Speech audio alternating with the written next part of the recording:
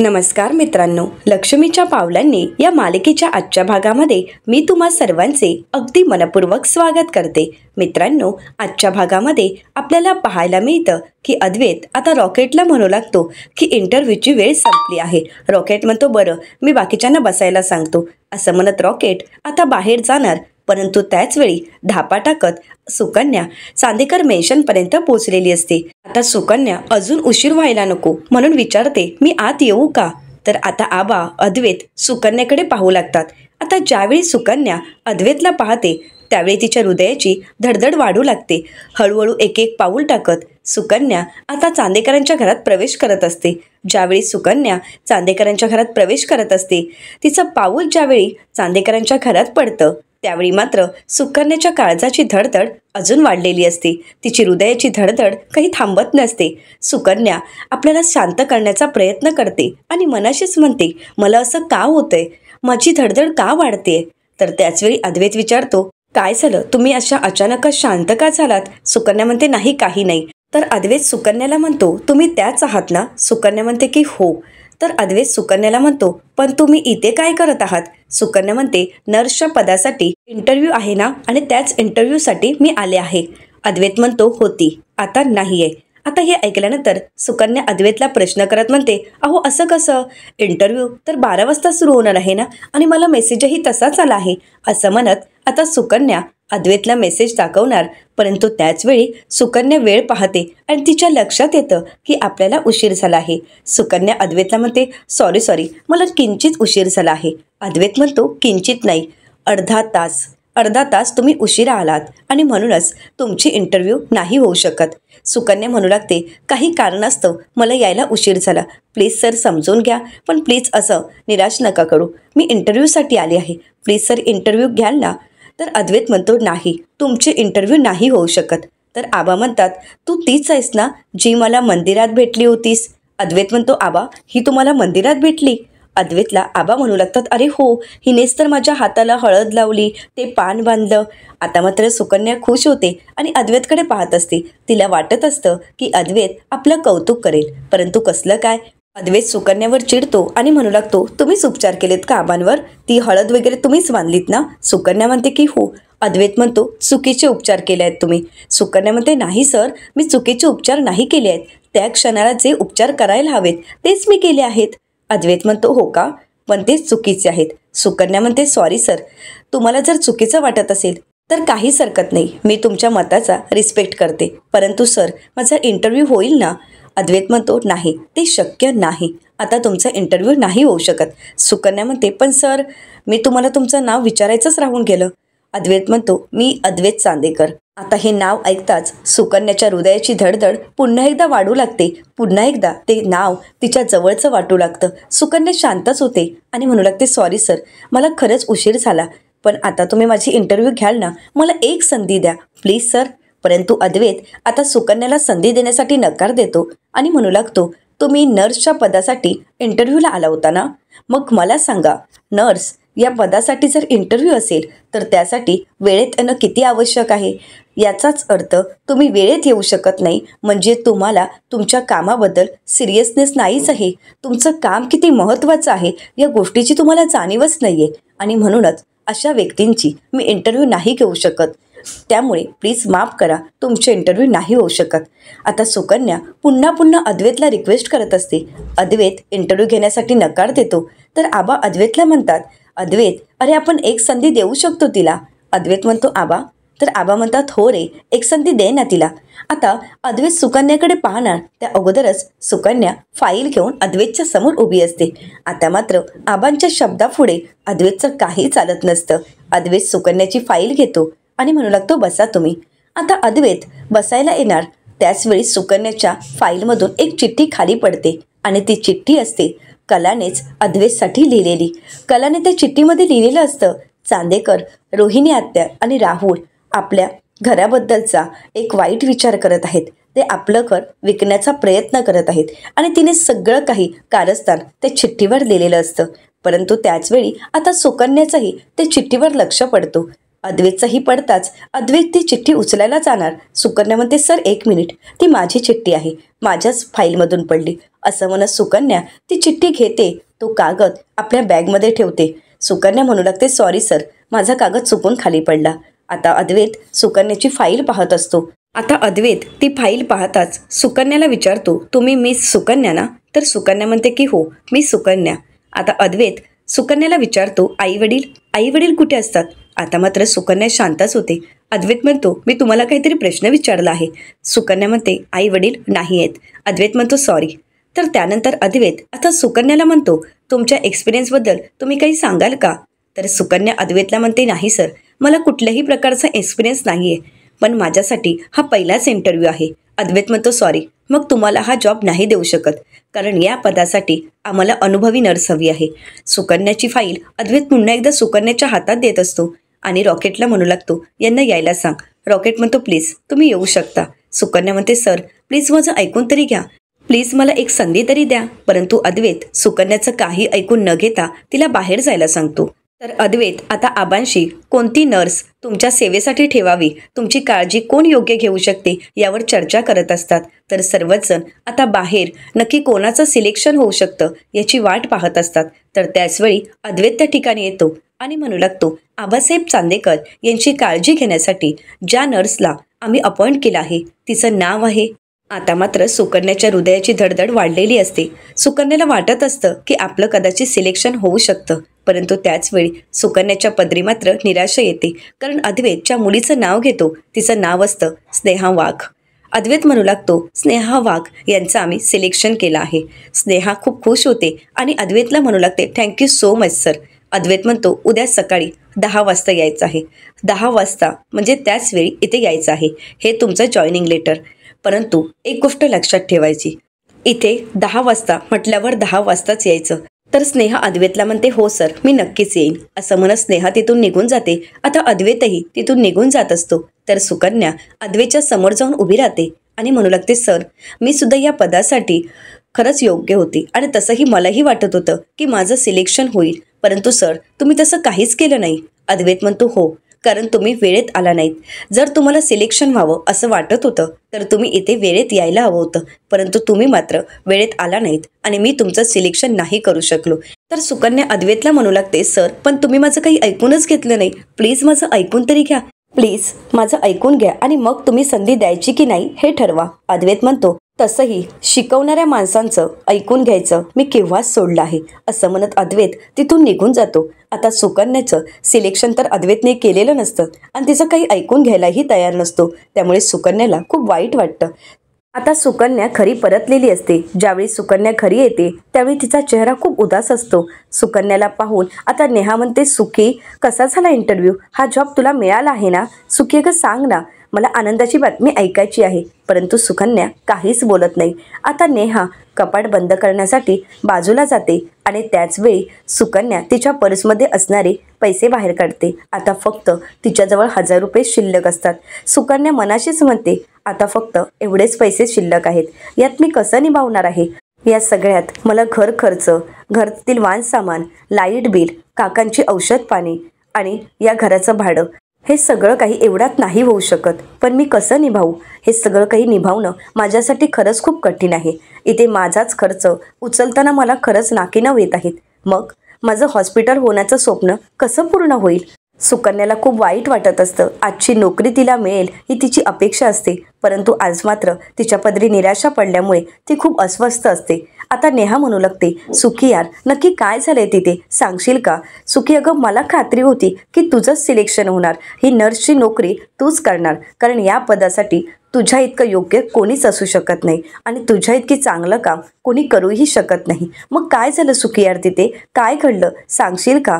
सुखी अगं नक्की तिथे काय झालंय, प्लीज मला सांग ना. सुकन्या म्हणते, जाऊ देत ना, ते राहू देत, मला सांग काकांची तब्येत कशी आहे, काका आता ठीक आहेत ना? आणि हो, नक्की तिथे काय घडलं होतं हे मलाच कळत नाहीये. म्हणजे ती लोक नक्की कोण होती, त्यांनी काकांना मारण्याचा प्रयत्न का केला? तर नेहा म्हणू लागते, अगं ते जाऊ देत ना, या सगळ्यामध्ये कुठेतरी काकांचीच चूक असेल, काकांनीच काहीतरी केलं असेल, परंतु तुला ते पटणार नाही, कारण तू जगा वेगळी आहेस, कारण जग त्यांना वेडं ठरवतं पण तू मात्र नाही. त्यामुळे प्लीज आता नक्की तिथे काय घडलं ते मला सांगशील का? सुकन्या म्हणते, जाऊ देत ना, प्लीज नको ना.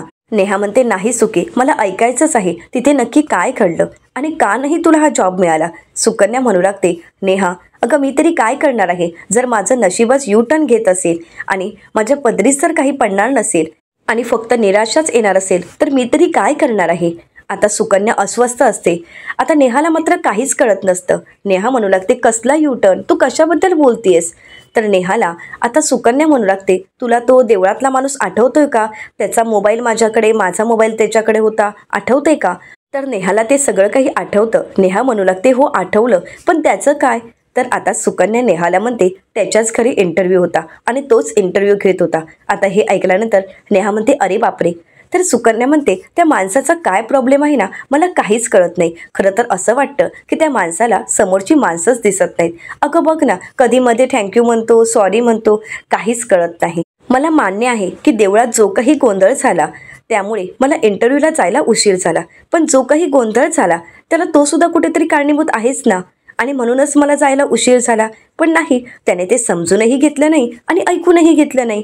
त्याला काही ऐकायचंही नव्हतं आणि समजून घ्यायचंही नव्हतं, आणि म्हणूनच त्याने माझा इंटरव्ह्यू घेण्यासाठी सुद्धा नकार दिला होता. मी त्याला खूप रिक्वेस्ट करण्याचा प्रयत्न केला, पण नाही, त्याला माझा इंटरव्ह्यू घ्यायचाच नव्हता. मग त्याच्या आजोबांनी इंटरव्ह्यूसाठी होकार दिला आणि मग कुठे त्या माणसाने माझा इंटरव्ह्यू घेतला. आता हे ऐकून नेहा खुश होते. तर आता सुकन्या म्हणू लागते, खुश काय होतेस. अगं त्याने फक्त इंटरव्ह्यू घेतला आणि मला रिजेक्टही केलं. आता नेहा सुकन्याला विचारते, पण त्याने कारण काय दिलं, कशासाठी तुला रिजेक्ट केलं. तर सुकन्या म्हणू लागते, अजून काय, एक्सपिरियन्स, तुम्हाला एक्सपिरियन्स नाही म्हणे आणि माझं काही ऐकून घ्यायलाच तयार नाही. परंतु मला सांग, एवढा माणूस विचित्र कसा काय असू शकतो. खरंच तो माणूस विचित्रच आहे. नेहा म्हणते, हो ना. तर सुकन्या म्हणते, मला तर त्या माणसाचं काही कळतच नाही. म्हणजे बघ ना, एखाद्या माणसाने एवढा हडतूड करायचं का. आणि मी ज्यावेळी इंटरव्ह्यूला गेले त्यावेळी तर तो मला हडतूडच करत होता. मला तर काहीच कळत नव्हतं. अगं बघ ना, एक्सपिरियन्स नाही म्हणून याने मला जॉब दिला नाही, आणि असंच जर मी एक्सपिरियन्स नाही म्हणून जर मला कोणी जॉबच दिला नाही तर मग मला एक्सपिरियन्स तरी कुठून येणार आहे. याला हे कळत नाही आहे की जगात प्रत्येक व्यक्ती अनुभवातूनच शिकत असते आणि एक्सपिरियन्स हा जॉब मिळाल्यानंतरच त्याला मिळू शकतो. परंतु नाही, यांना तर एक्सपिरियन्स हवा आहे आणि म्हणूनच त्याने मला जॉब देण्यासाठी नकार दिला. नेहा म्हणते, किती विचित्र माणूस आहे तो. तर सुकन्या म्हणते, हो ना, खरंच तो विचित्र आहे. असं म्हणत आता सुकन्याला ते सर्व क्षण आठवतात. सुकन्या म्हणू लागते, नेहा तुला खरं सांगू का, त्या माणसाला पाहिलं ना की मलाही खूप विचित्र फिलिंग्स होतात. म्हणजे मला माहीत नाही, तो माणूस समोर आला की माझ्या हृदयाची धडधड वाढते. मला तर काहीच कळत नाही आणि माझ्या हृदयाचे ठोके इतके वाढतात की मला काही कळतच नाही की असं का होतं. जेव्हा जेव्हा ती व्यक्ती माझ्या समोर येते त्यावेळी मला असंच होत असतं. तर सुकन्याला नेहा म्हणू लागते, अगं तुला जॉबचं टेन्शन होतं ना म्हणून. तर नेहाला सुकन्या म्हणते, अगं पण मला कुठे माहीत होतं की हीच व्यक्ती आहे, ती माझी इंटरव्ह्यू घेणार आहे. अगं बघ ना, ज्यावेळी तो मंदिरात पहिल्यांदा भेटला त्यावेळी सुद्धा असंच झालं आणि ज्यावेळी त्यांनी माझा हात पकडला तेव्हा सुद्धा तेच फिलिंग झाल्यात मला. तुला आठवतंय ना. अगं तुला माहीत नसेल, परंतु ज्यावेळी ती व्यक्ती समोर येते ना त्यावेळी मनात नसूनही, इच्छा नसूनही मी मात्र त्यामध्ये हरवूनच जाते. मी सतत त्याच्याकडे पाहतच बसते, कारण मला काहीच कळत नाही की असं का होतंय. आता मात्र नेहा धडधड धडधड धकधक धकधक असं म्हणत सुकन्याच्या जवळ जात असते आणि तिला चिडवत असते. सुकन्या म्हणते, नेहा अगं तुला कळतंय का, मी काहीतरी सांगतेय तुला. नेहा म्हणते, हो कळतंय मला. याचाच अर्थ काय. सुखी, अगं तू प्रेमात पडलीयस. नेहा खुश होते आणि सुकन्याला म्हणू लागते, सुखी अगं खरंच तू प्रेमात पडलीयस. सुकन्या म्हणते, नेहा तू काय बोलतेस. नेहा म्हणते, हो. असं म्हणत नेहा डान्स करू लागते आणि त्यानंतर आता नेहा सुकन्याला प्रश्न करत म्हणते, सुखी आणि पडून पडून तू त्या माणसाच्या प्रेमात पडलीयस. आता मात्र सुकन्या विचार करू लागते. तर दुसरीकडे चांदेकरांच्या घरी अद्वैत ऑफिसचं काम करत असतो आणि त्याचवेळी संगीताताईंनी अद्वैतला फोन केलेला असतो. अद्वैत फोन उचलतो आणि म्हणू लागतो, बोला आई. आता मात्र आई हा शब्द ऐकल्यानंतर संगीताताईंना त्यांचं रडू आवडत नाही. संगीताताई मनाशीच म्हणतात की आज माझी कले असते आणि जावई बापू मला आई म्हणतात. हे जर तिने ऐकलं असतं तर तिला किती बरं वाटलं असतं ना. आता मात्र संगीताताई त्यामध्येच हरवून जातात. अद्वैत म्हणतो, आई काय झालंय, तुम्ही काहीच का बोलत नाही आहेत. बाबा ठीक आहेत ना, ते डोळ्यात ड्रॉप टाकतायत ना, त्यांची तब्येत तर ठीक आहे ना. अद्वैत भरपूर प्रश्न विचारू लागतो. तर संगीताताई अद्वैतला म्हणतात, हो जावई बापू, सगळं काही ठीक आहेत आणि यांची काळजी नका करू, हे अगदी ठीक आहेत. मी तुम्हाला हे सांगण्यासाठी फोन केला होता की तुम्ही यांच्या खात्यात जे पैसे टाकलेत ते मिळालेत आणि वाहनसामानही खरी आलं आहे. पण जावई बापू, तुम्ही हे सगळं काही का करताय? आज जिच्यामुळे आपलं नातं जुळलं गेलं, जिच्यामुळे आपण बोलत आहोत, तीच आता माझी पोरगी कले या जगात नाहीये आणि मग तुम्ही आमच्यासाठी एवढं का करताय? आता हे ऐकल्यानंतर अद्वैत म्हणू लागतो, आई तुम्ही असं का बोलताय? अहो, माणूस या जगातून गेलं म्हणून नाती संपतात का? आणि कलासाठी तिची फॅमिली, तिचं कुटुंब खूप महत्त्वाचं होतं आणि ते कुटुंब मला कायम जपायचं आहे. तिचे आई वडील तिच्यासाठी महत्त्वाचे होते आणि आज मी तुम्हाला आई म्हणतोय ना, मग मला सुद्धा माझं कर्तव्य पार पाडू द्या आणि माझ्या कर्तव्यात मला कुठलीही चूक नाही करायची आहे. कलाला हे आवडलंही नसतं आणि म्हणूनच आई तुम्ही काळजी करू नका. आज मी तुमच्यासोबत आहे आणि कायम तुमच्यासोबतच असणार. आता अद्वैतचे हे शब्द ऐकताच संगीताताईंना रडू कोसळतं. कुठेतरी आज आपली कला आपल्यासोबत आहे याची जाणीव त्यांना होते. त्यांचे अश्रू अनावर होतात. अद्वैतचे हे शब्द त्यांच्या मनाला भावतात. आत्तापर्यंत कठोर मनाने वागणारा अद्वैत आणि संगीताताईंना मिसेस खरे असा म्हणणारा अद्वैत आज संगीताताईंना आई म्हणू लागतो. अद्वैत आता संगीताताईंना म्हणू लागतो, आई तुम्ही काळजी करू नका. तुम्हाला कसलीही गरज भासली, काही गरज असेल तर मी आहे तुमच्यासोबत. आता मात्र हे शब्द ऐकताच संगीताताई खूप रडू लागतात. तर इकडे अद्वैत त्यांचा फोन ठेवतो. परंतु अद्वैतलाही कलाची खूप आठवण येत असते. कलाची उणीव भासत असते. कला त्याच्यासोबत नाही हे त्यालाही कुठेतरी सहन होत नसतं. कलाच्या आठवणीने त्यालाही त्रास होत असतो. तर दुसरीकडे सुकन्या नेहाला म्हणू लागते, काही काय बोलतेस ग? असं घड्याळ्याच्या काट्यांनी चालणारा, घड्याळ्याच्या काट्यांवर जगणारा आणि टोचून टोचून बोलणारा माणूस, त्या माणसाच्या मी प्रेमात पडू शकते का? चल काहीही बोलतेस तू, असं म्हणत आता सुकन्या पुढे पाऊल टाकणार. तर त्याच वेळी नेहा तिचा हात पकडते आणि म्हणू लागते, असं का बोलतेस सुकी तू? तर सुकन्या म्हणू लागते, कारण नेहा कसं असतं ना, प्रेमात पडायला काहीतरी कारण असावं लागतं ना. आणि आज तू ज्याच्याबद्दल बोलतेस त्या माणसाच्या मी प्रेमात पडेन का? अगं तो माणूस समोर आला आणि त्याच्याशी नीट बोलण्याचा प्रयत्न केला तरी सुद्धा तो चिडूनच बोलतो आणि त्याला तर टोचून बोलायची सवय आहे. तो माझ्याशी नीट बोलतही नाही आणि आज ज्या माणसाने मला जॉबही दिला नाही त्या माणसाच्या मी प्रेमात पडेन का? काही बोलतेस हा नेहा तू. तर नेहा सुकन्याला म्हणू लागते, कसं असतं ना सुकी, प्यार अंधा होता है आणि काय माहितीच जुळलं असावं तुमचं हार्ट टू हार्ट कनेक्शन. आता हे बोलताच सुकन्या म्हणू लागते, चल तू काही बोलू नकोस. त्याला कुठे माहीत आहे की माझा हार्ट किती स्पेशल आहे आणि त्याला कळणार आहे का माझ्या या स्पेशल हार्टबद्दल? नाही ना, मग मी तर त्याच्या प्रेमात पडूच शकत नाही आणि त्याला माझ्या हृदयाची किंमत कधी कळणारही नाही. तर नेहा सुकन्याला म्हणू लागते, तर आता सुकन्या नेहाला म्हणते, कसं आहे ना, करून काहीच उपयोग नाही, कारण तुला तर माहीतच आहे मी प्रेमापासून 4 हात लांबच असते. तर नेहा म्हणते, हो ते तर मला माहीतच आहे, कारण पूर्वी तू रडत मला म्हणायचीस, नेहा अगं मी कधी कोणाच्या प्रेमात नाही पडू शकत, कारण जर मी कोणावर प्रेम केलं तर त्या माणसासोबत मी अर्धवटच आयुष्य जगू शकते, कारण त्या माणसाला अर्ध्या रस्त्यातच मी सोडून जाऊ शकते, कारण तुला तर माहीतच आहे माझ्याकडे फक्त छोटंसं आयुष्य आहे आणि ते कधीही संपू शकतं. परंतु आज सुखी तुला तुझं आयुष्य मिळालं आहे. खरं तर तुला 2 गोष्टी मिळाल्या आहेत. एक तर तुला दीर्घ आयुष्य मिळालं आहे आणि दुसरं म्हणजे प्रेम करण्याची शक्ती. आणि म्हणूनच सुखी आता तू तुझ्या या हृदयाचं ऐकत जा, म्हणजे त्यालाही वाटत असेल की आता प्रेमात पडावं आणि तेही तुला काहीतरी सांगण्याचा प्रयत्न करत असेल आणि म्हणून तू तुझ्या हृदयाची धडधड ऐक, कारण हृदय असेल तर प्रेमात तर आपण पडणारच आहोत. असं म्हणत आता नेहा हसू लागते. आता नेहाचं हे बोलणं ऐकून सुकन्या मात्र शांतच होते आणि नेहाच्या बोलण्याचा विचार करू लागते. तर दुसरीकडे पाहायला मिळतं, सरोज मॅडम पुस्तक वाचत असतात. त्यांचंही मन अस्वस्थ असतं, त्यांनाही खूप त्रास होत असतो आणि हे सर्व पाहून अद्वैतला खूप वाईट वाटतं. अद्वैत आता सरोज मॅडमकडे येतो, त्यांना शांत करतो आणि म्हणू लागतो, आई तू झोप, असं म्हणत त्यांच्या हातातील पुस्तक बाजूला ठेवतो आणि त्यांना झोपी घालतो. तर त्यानंतर अद्वैत आता आबांच्या रूममध्ये येतो आणि म्हणतो, आजोबा औषधं घ्यायची आहेत, असं म्हणत अद्वैत आता त्यांची गोळ्या औषधं अगदी वेळेवर देतो आणि त्यांच्या रूमच्या बाहेर येतो. अद्वैत रॉकेटला म्हणतो, रॉकेट तू इथे? रॉकेट म्हणतो, हो. किती सगळ्यांची काळजी घेता तुम्ही. या जगाला वाटतं की अद्वैत चांदेकर म्हणजे किती काटेरी आहेत, परंतु जगाला हे माहीतच नाहीये की ते अगदी फणसाप्रमाणे आहेत. वरून जरी काटेरी दिसत असलेत तरी आतल्या गऱ्याप्रमाणे रसाळ आणि गोड आहेत. खरंच किती काळजी घेता आणि तीही अगदी मनापासून. सगळ्या घराला अगदी तुम्ही बांधून ठेवलं आहे. तर अद्वैत रॉकेटला म्हणू लागतो, रॉकेट तुला एक सांगू का, जेव्हापासून तुझी कलाताई मला सोडून गेली तेव्हाच ठरवलं मनाशी की आता आपल्या जवळच्या माणसांची खूप अगदी मनापासून काळजी घ्यायची. तुझी कलाताई अशी अचानकच निघून गेली त्यावेळी कळालं की आयुष्य हे क्षणभंगू असतं. आपलं आयुष्य कधीही संपू शकतं. त्याला काळ वेळ काहीच माहीत नसतं. पण जर जे काही आयुष्य मिळालं आहे त्यात जर आपण आपल्या माणसांची काळजी घेतली तर. म्हणूनच ठरवलं की आपल्या जवळच्या माणसांची शेवटच्या श्वासापर्यंत अगदी मनापासून काळजी घ्यायची. चल आता आत्या काय करत आहे ते बघून येतो.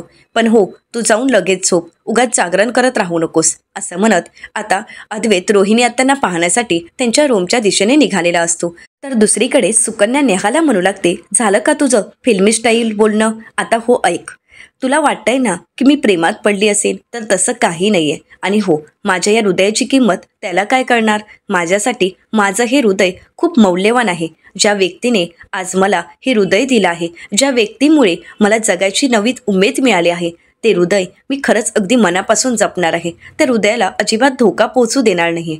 नेहा, एक गोष्ट लक्षात ठेव, जर मी प्रेमात पडले तर अशा व्यक्तीच्या पडेल ज्या व्यक्तीला या हृदयाची किंमत असेल आणि अगदी मला मनापासून वाटेल की हो, खरंच या व्यक्तीचा हक्क आहे माझ्या हृदयावर.